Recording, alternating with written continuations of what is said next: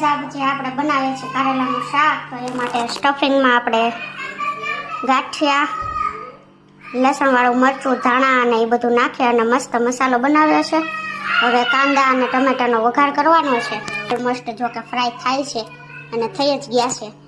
તો આ મસાલામાં આપણે ગાંઠિયા નાખ્યાની જગ્યાએ ચવાણું, તમે સિંગદાણા બધું નાખી શકો છો. અને ત્યારબાદ ધાણા, જીરું, મીઠું, હળદર અને ધાણા એ બધું નાખી અને આપણે આ એક સ્ટફિંગ તૈયાર કર્યું છે. હવે ઓલમોસ્ટ બફાઈ ગયા છે ને, તો એને આપણે ભરી લઈએ.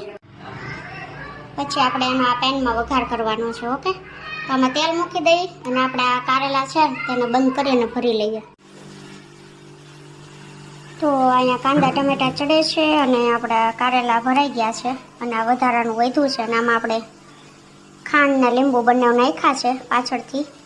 તો હવે આ વધેલો સ્ટફિંગ છે તેને આપણે ચડી જાય પછી જ્યારે કારેલા નાખશું એના ઉપર નાખીશું. તો કાંઈ નહીં, હવે આ થોડી વાર માટે પાકવા દઈએ, પછી આ બધા મસાલા કરીશું.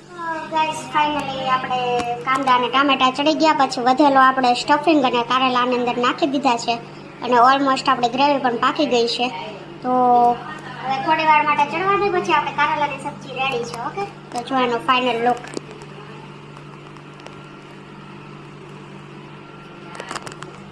તો કોને કોને કારેલાની સબ્જી ભાવે છે જરા કોમેન્ટ કરજો. તો મળશું ફરીથી હવે એક મસ્ત વિડીયો સાથે. Bye bye.